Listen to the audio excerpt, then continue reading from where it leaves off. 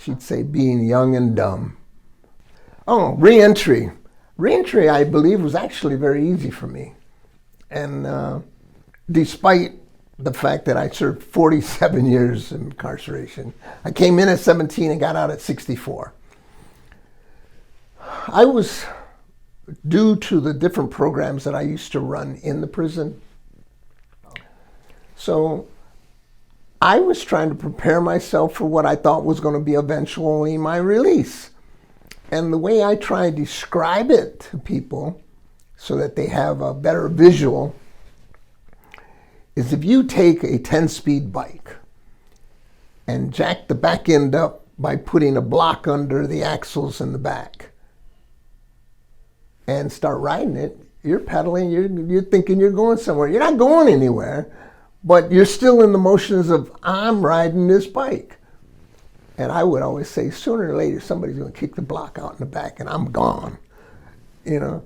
And I wanted to be prepared for that day that, the day that I got out, I wanted to be able to go. And I knew mentally I was prepared.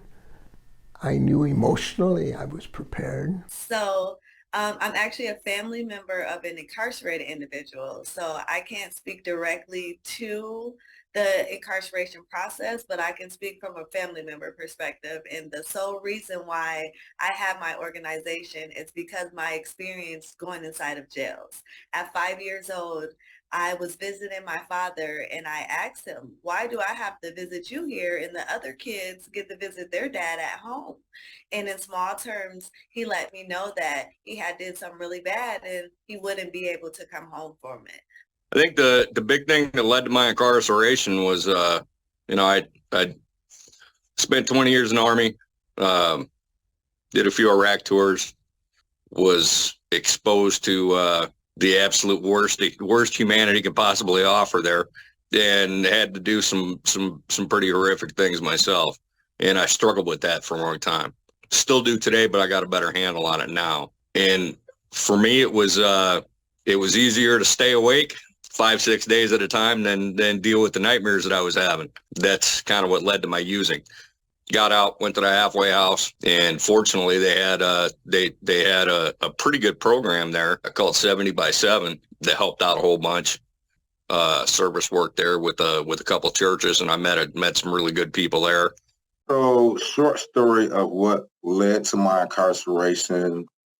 There was a neighborhood beef between one of my friends that kind of just was juvenile, went back and forth, and just out of that juvenile thinking, it just went too far. There were multiple fights, multiple shootings. Then after the last shooting, we retaliated, and unfortunately, somebody lost their life, and I went away for a little bit more than a decade. You could not find a job 20 years ago after being in jail and prison. You could not find a job 20 years ago after being convicted as a felon. It was just, it was really just impossible to find anything legitimate as it relates to a responsible income, livelihood, job assignment, what have you. So all that to say, to answer your question, the transition back to the community was a very tough one. We are much better today than we've ever been. I take full responsibility for what I did. And it's a long, long story. You don't want to hear it all. You don't have time for it. It all came back on me because I was basically, I guess you could say I was being a hypocrite at that point in my life because I wasn't doing what I was saying I should be doing. Anyway, and then I ended up going to prison, obviously. And when I got out, my family helped me. I lived with my mother. She was 92. And then I had family members help me out, get back on my feet again. What led to my incarceration ultimately was faulty thinking. Ultimately, just to man up and take accountability early on. I kind of believed that I could make my own rules. I could do what I wanted to do. The rules didn't apply to me. The transitioning back to society, it's been tough. It's been difficult. I didn't come home with, this time, it wasn't as tough, but prior overall, and through the other experiences being released on parole, it was difficult because I left the facility with the same mind frame that I came into prison with.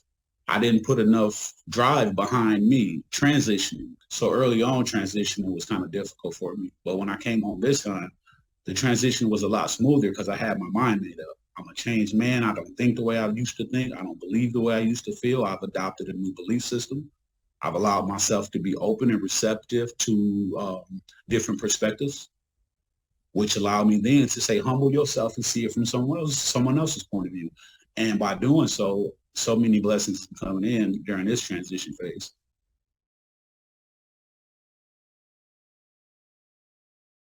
I got a job, a car, and a place to live, and I'm not hungry, and it's successful because none of it's hard.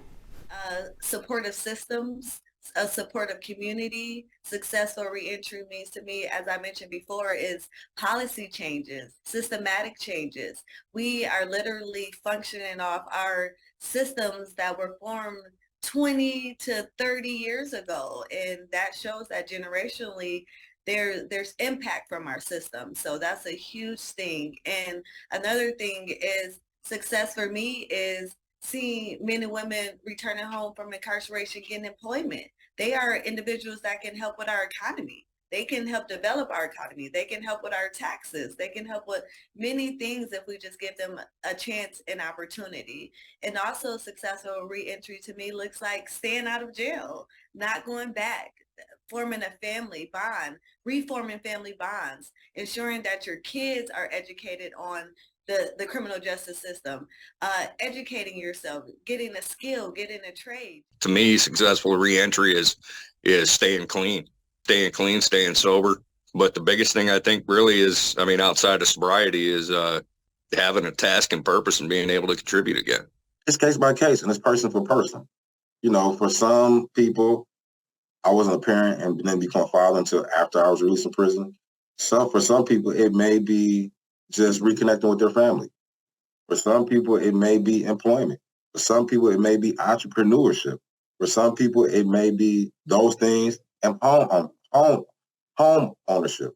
So I would say it's different for every single person. Successful reentry would be to get a job, be responsible, pay your bills, be a useful member of society.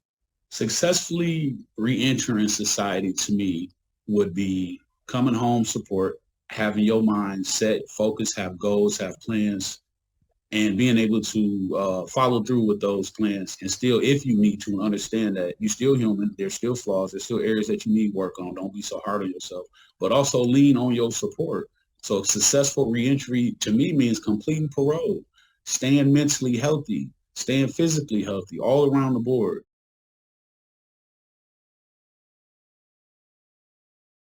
I can't tell them how to do their time.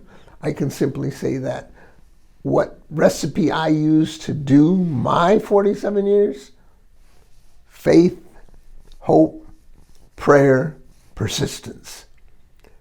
Those four got me to where I'm sitting here today, trying to give information to somebody else. Seek support. Peer-to-peer support is invaluable. Finding a mentor, finding that person that kind of understands what you've been through and kind of they're at where you want to be is huge. Take advantage of resources, developing skills, however that may look for you, whether it's in a trade, whether it's going back to school to educate yourself in a field that you have never worked in. Setting goals is huge. Make sure you set goals and sticking to those goals. Stay away from negative people. Stay away from those environments that cause you to go into the place that you are right now. And just having that supportive aspect around you is huge to the rehabilitation process.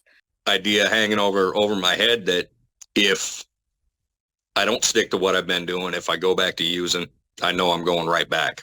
And the experience for me, once was definitely too many times. I know I don't ever want to return to that. That internal flame in me, along with, I don't want to go back to prison, honestly. So there were some moments and some lessons that were critical in my development, but also primarily it was for me, I just did not want to go back to that lifestyle. My drive, like I said, my willingness to say, you know what, Roderick, something is wrong with you. It ain't everybody else's fault, and you must address your personal issues.